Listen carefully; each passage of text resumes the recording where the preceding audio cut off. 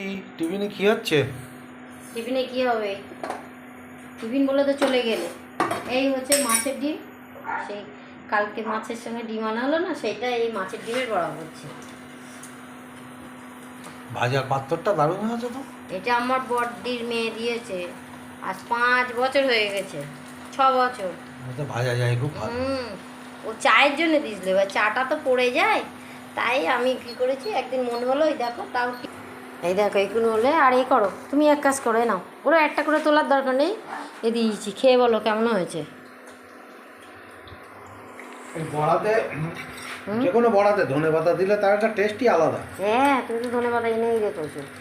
ধনেপাতা, পেঁয়াজ, রসুন কুচি, আদা কুচি সব দেওয়া। তা কেমন হয়েছে? খুব সুন্দর হয়েছে। আচ্ছা, খাও। তো বন্ধুরা, এই পর্যন্ত আজকে টিফিন থাকলো।